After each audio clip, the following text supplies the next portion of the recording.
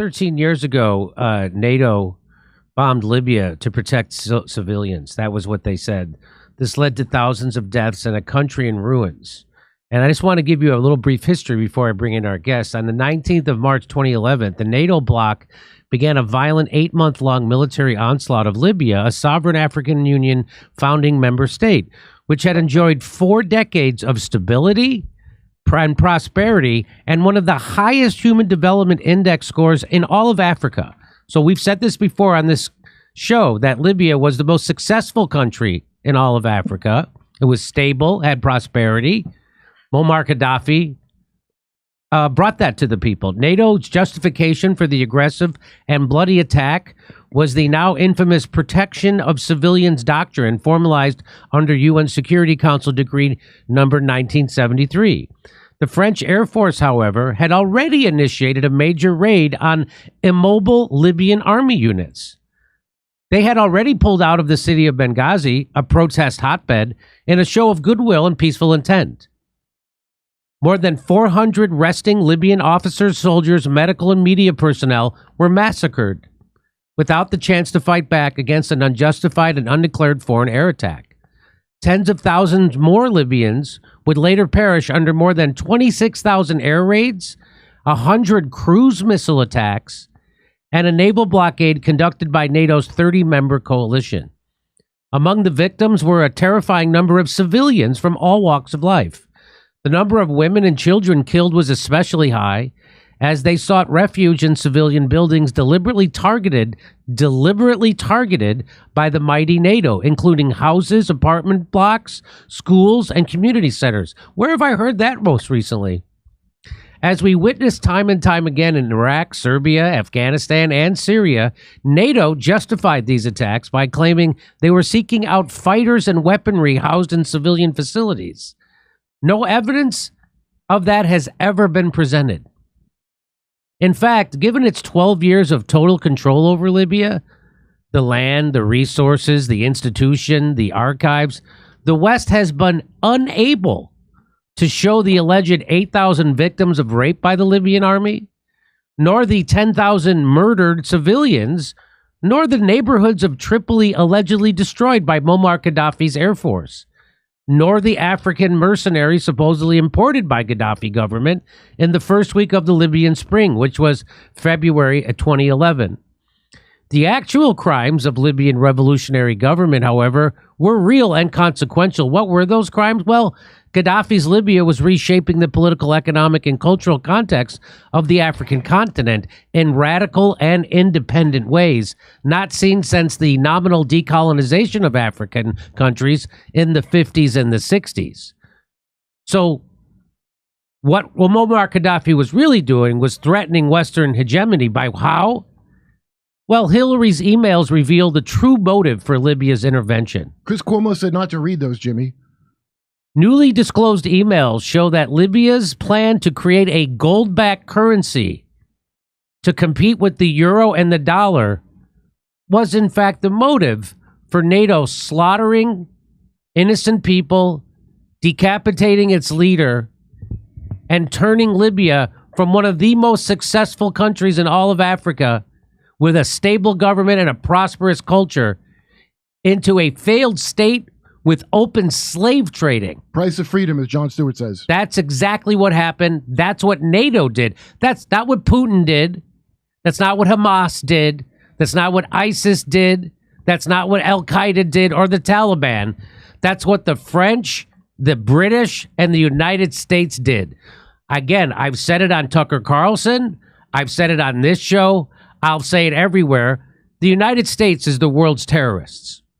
There's no one else who can compare. I had a General Tata, on this show last week, and I asked him, is there another terrorist group in the entire world that has a bigger body count than the United States military? And of course, he couldn't answer that question, because if he did answer it honestly, he would be admitting that the United States, exactly as I said, is the world's terrorists. So today, let me bring in Musa Ibrahim. He's a Libyan political figure who rose to international attention in 2011 as Muammar Gaddafi's information minister and his official spokesperson. serving in this role until the government was overthrown in this Libyan civil war. This week marks the 13th anniversary of NATO's attack on Libya. After the war, Ibrahim fled the country. Please welcome Musa Ibrahim. Thank you, Jimmy. Very honored to be with you today to discuss this very important issue and to have this dialogue with you and your esteemed guest. Could you remind me of the name of your friend there? My co-host name is Kurt Metzger. How you doing, buddy? So, Musa, hi. I'm very honored to be with you tonight. So, Musa, I was quoting from some of your article. I was quoting also from an article from Foreign Policy Journal, and so tell me, what would you like to say on this 13th anniversary of one of the worst NATO atrocities in recent memory? Well, Jimmy, let me first start by saying I salute you. I have such great respect for you. I have been listening to you for many years now, and I was surprised to see a voice like yours in the American mediascape, a very false mediascape full of lies and narrative that supports genocides and invasions and the killings of millions of people, and I really do mean millions of people in the global south. And I think what you do is important, influential, and I think recently, especially, many more people have been listening to you, and I think you do help people to have a critical perspective of their political, economic, and social reality, not just in the United States of America, but around the world.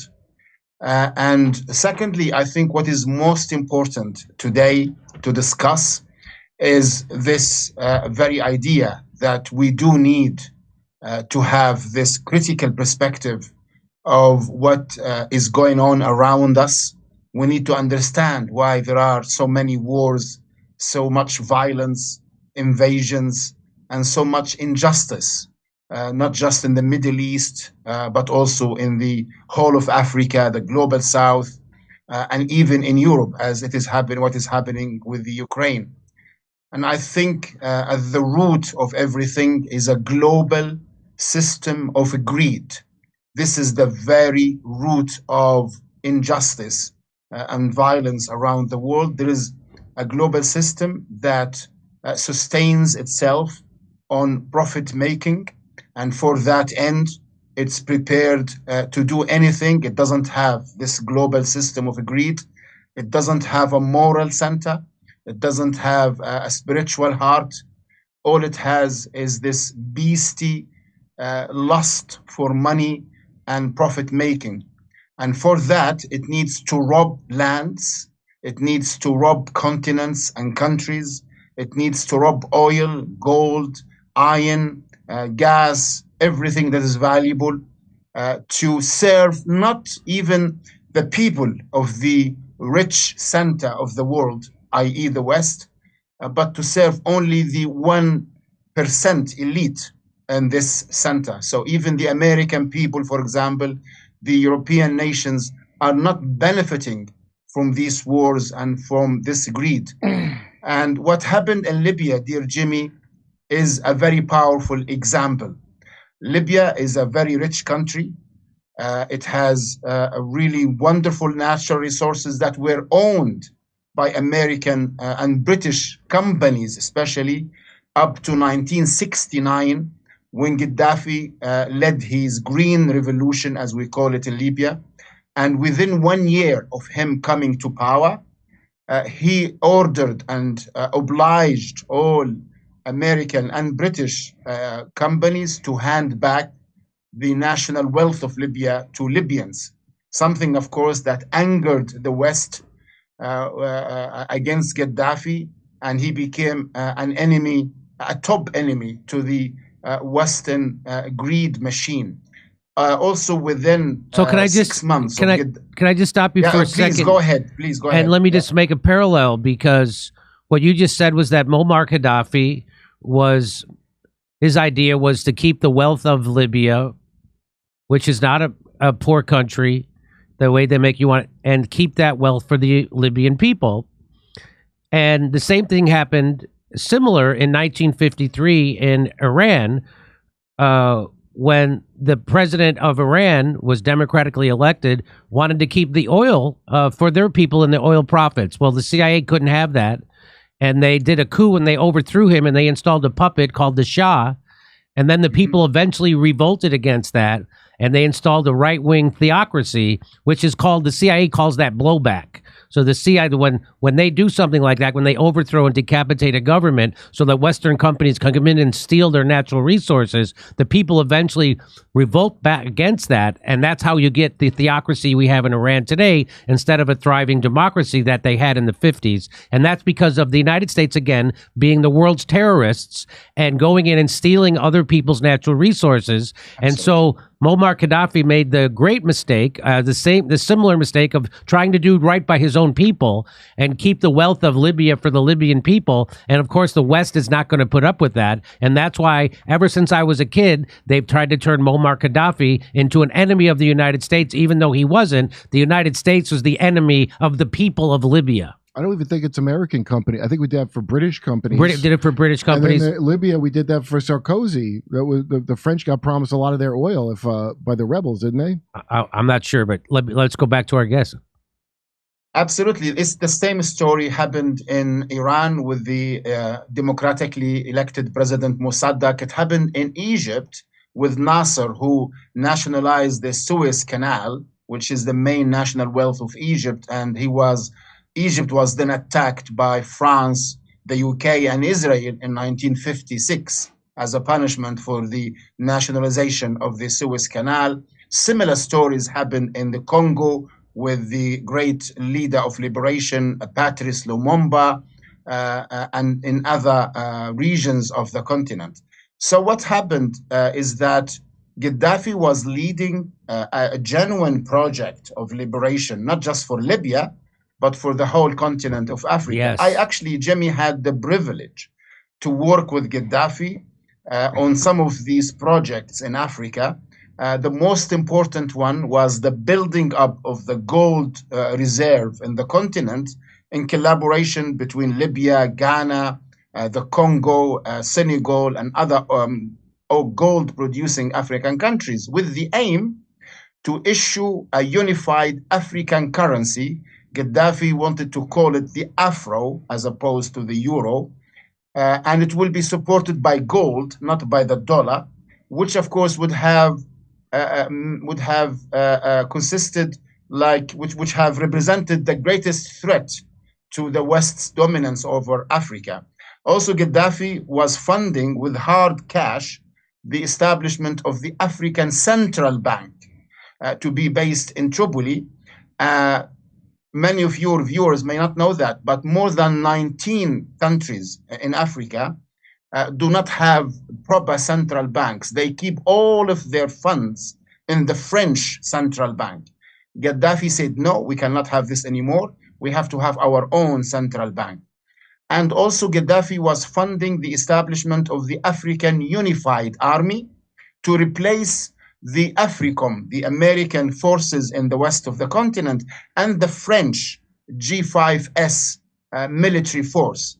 So Gaddafi was liberating Africa, helping to liberate Africa again, and helping to get rid of the West's dominance in the continent.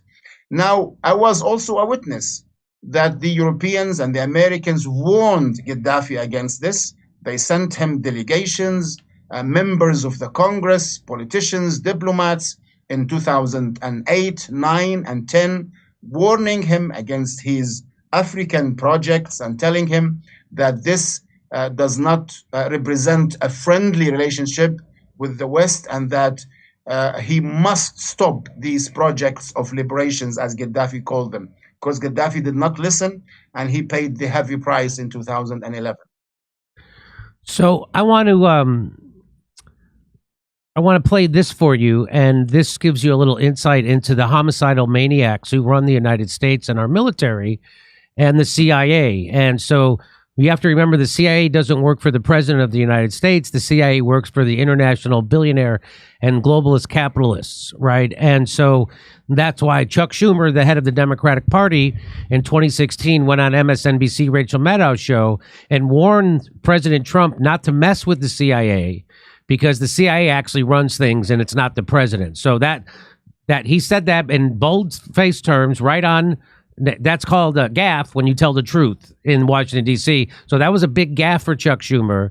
And he thought he was dunking on Donald Trump by saying Donald Trump's being stupid for messing with the CIA. But everybody at home was thinking, wait a minute, I thought the CIA actually works for the president. No, it's actually the opposite. The CIA works for the global billionaire class and the global capitalists of the West, and they don't work for the president. And they're there. That's the permanent state, the deep state. They're there forever, and they don't work for people who get elected. They help choose the people who get on your vote. So this is what happened after 9/11. General Wesley Clark revealed the real game of why the United States has gone into Iraq and Libya and Syria and Somalia and Yemen. Here's the real reason. About 10 days after 9/11, I went through the Pentagon and I saw Secretary Rumsfeld and Deputy Secretary Wolfowitz. I went downstairs just to say hello to some of the people on the Joint Staff who used to work for me. And one of the generals called me in. He said, "Sir, you got to come in. You got to come in and talk to me a second." I said, "Well, you're too busy." He said, No. He says, "We've made the decision. We're going to war with Iraq." This was on or about the 20th of September. I said, "We're going to war with Iraq. Why?" He said, "I don't know." He said, "I guess they don't know what else to do." So I said, "Well, did they find some information connecting Saddam to Al-Qaeda?" He said, No. He says, "There's nothing new that way. They just made the decision to go to war with Iraq." He said, "I guess it's like we don't know what to do about terrorists, but we've got a good military and we can take down governments." And he said, "I guess if the only tool you have is a hammer, every problem has to look like a nail."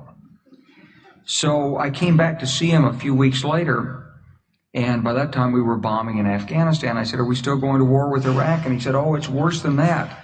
He said, he reached over on his desk, he picked up a piece of paper, he said, I just got this down from upstairs, meaning the Secretary of Defense's office today, and he said, "This is a memo that describes how we're going to take out 7 countries in 5 years, starting with Iraq and then Syria, Lebanon, Libya, Somalia, Sudan, and finishing off Iran." So they had a plan for this all along, and then they invent the reasons to do it. That's the real. So, and by this is called Project for a New American Century. This is the maniacs in the West, the capitalists. You can put them up on the screen. These are those people who think that it's their right to go slaughtering people, overthrowing governments, and murdering people for profit and hegemony and imperialism. And that's a general. That is a general who ran for president in the United States, General Wesley Clark. And that they never show you that on corporate news here in America. They'll never tell you about that in the New York Times or Jeff Bezos' own Washington Post or the military-industrial complex-funded CNN, Fox News, or MSNBC. But I will show it to you here on YouTube until they kick me off. And so does the rest of the world know about this? So that's my question. Like, so the people in Libya, the people in Africa, the people, do they know that the United States is the country that is the real terrorists and it's not anybody else, correct? Most of my work, dear Jimmy, is in the continent of Africa. Even as we speak now, I'm the executive secretary of a Pan-African foundation called the African Legacy Foundation, which includes families of great African leaders of liberation, from Mandela to Nkrumah to Lumumba, Nasser and Nyerere and many others. And in my work in Africa, I can assure you, people are aware of the evil committed by the Western centers of hegemonies. And they know, more than that, they know that this does not involve the everyday people of America or the West. They know this is only serving the elites, the 1%, the top 1%, and that whatever wealth is stolen from Africa, whatever natural resources goes into the pockets of the billionaires and the multinational corporations with their centers in European and American cities. The awareness is there. What we actually would like in the global South, in Latin America, Africa, and South Asia, is for normal, ordinary people in the States and Europe to start a popular movement, a movement that rejects this injustice that harms everyone in the globe, that destroys the planet in terms of the environment, in terms of the security conditions of our planet. I mean, at this very moment, as we speak, there is a real risk, Jimmy, that we would go into a nuclear war that would destroy our beautiful planet, the only home we have in this vast space. And yet, the mainstream media in your country of America is pushing for this war to go ahead. They are antagonizing Russia, a nuclear power. They are paying and funding the continuation of this war for the benefit of the pockets of the few. While this war, if it breaks out, a nuclear war, it would destroy everyone and every city in the West. So the people of Africa are aware, they are very critical of the West.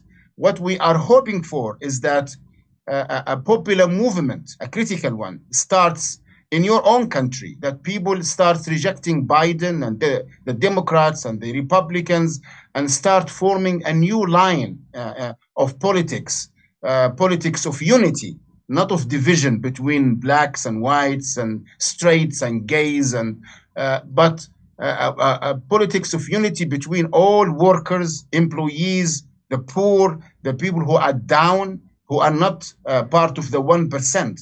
And then I think nations of the world can stop this injustice, this ugliness, this violence, and this threat to the lives of millions around the world with nuclear wars and nuclear weapons. This is my opinion, Jimmy. So I share your hope that that happens. Now, the problem that we run into is that whenever people try to stand up against the establishment, whether it be here or Canada or anywhere else, they immediately criminalize those people. Like, for instance, they did to the truckers in Canada, who are the most peaceful protesters I've ever seen. They immediately called them white supremacists and Nazis and said they were violent, and they froze their bank accounts. And not only did they freeze their bank accounts and put people in jail illegally, they declared a national emergency so they could do so, which was now recently been declared by the Canadian Supreme Court as being unconstitutional. When they did that, of course, no one's going to have to pay a price for that. So in the United States, Barack Obama got rid of habeas corpus, which means that if you get arrested, they have to charge you with a crime, and you have a right to know what those charges are, and you have a right to a speedy trial. They've gotten rid of that in the United States, and so that's why well, look what they're doing to Julian Assange, right? There's no credible charges against him. They've kept him locked up for years and years, and in a slow torture and a slow death. That's what the United States does, and they did that because he did journalism, because he revealed their war crimes. And so, in the United States, if somebody does stand up against them, well, look what they did to Russell Brand most recently, right? That was obviously a hit job in coordination with the government and the corporate media owned by the billionaire class, the same billionaires that did Libya, the same billionaire class that did Iraq, that did Syria, that did a 20-year occupation of Afghanistan, committed a genocide in Yemen, is now funding a genocide in Gaza. Those are the same people. They have the power, right? So as soon as I talk to somebody, the only thing that scares the establishment and the oligarchy, because we live in an oligarchy in the United States. This is not a democracy, right? The elections are a sham. They are just for show. And it's been proven by a Princeton study over a decade ago that it doesn't matter who you vote for, what the elite wants, they get. Right. And no matter what the workers want, their will is never reflected back in legislation. So this is the definition of an oligarchy we're living in.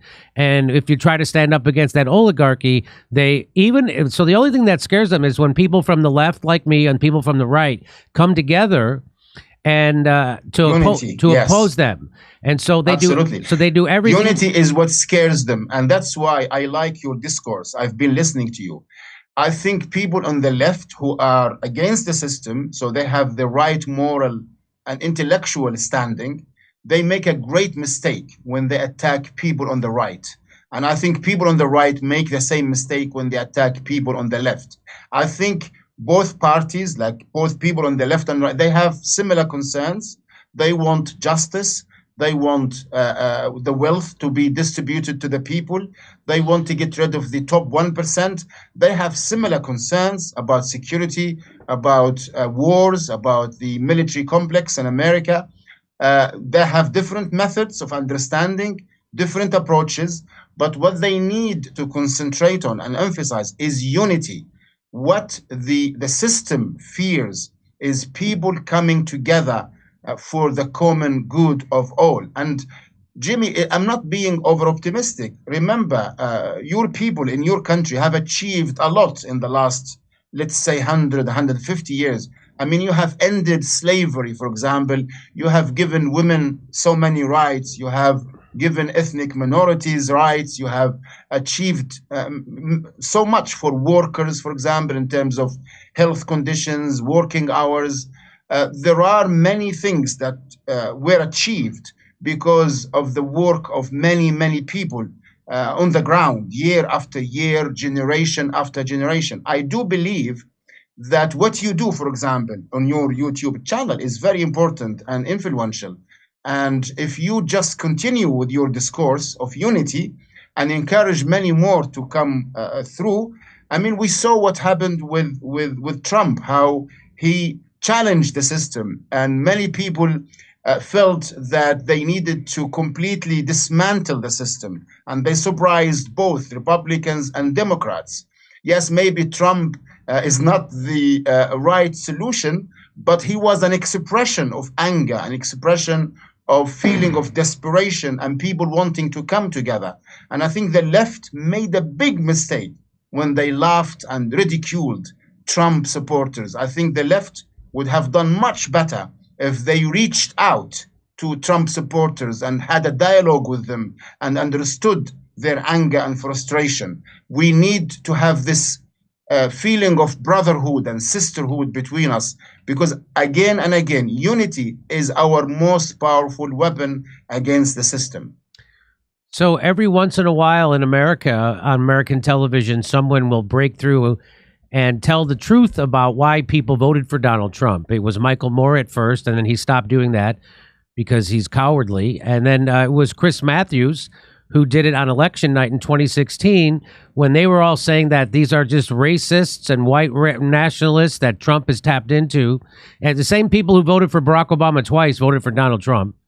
And so Chris Matthews laid it out to them and said, the reason why people are voting for Donald Trump, if you've driven through Michigan, if you've driven through Wisconsin, the entire economic system has been hollowed out. They've closed their businesses. People are desperate. The only thing that remains are the diners. And so when they're against illegal immigration in the United States that suppresses wages, and they're also against these wars. And so that's why people voted for Donald Trump. Well, I don't know if you know what happened to Chris Matthews after he said that. Short time there afterwards, he was forced out of his job on a trumped-up charge of sexual harassment. That's what they would use back then, and so they used it against him. They can't use that anymore because now Joe Biden has been credibly accused of rape.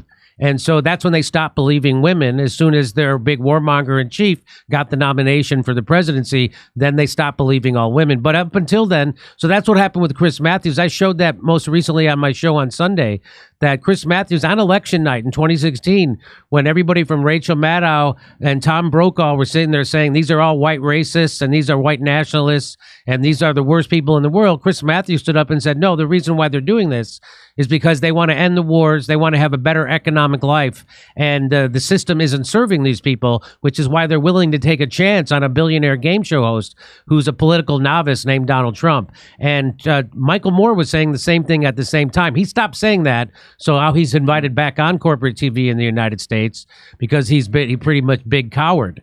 But I haven't stopped saying it. They've tried to stop me. They've put me on the front page of magazines and called me the dirtbag leftist and said that I'm in bed with white nationalists and racists and all that. They've done that. That's the game that they play.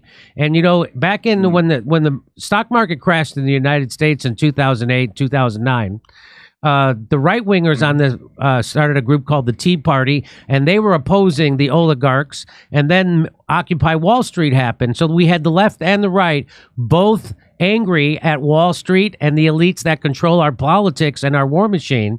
And so they saw them coming together with a common purpose.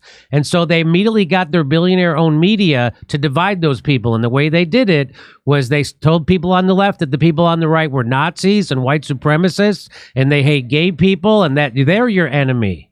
That's how they did it. And they told the people on the right that the people on the left wanted to control you like communists, and they wanted to censor you.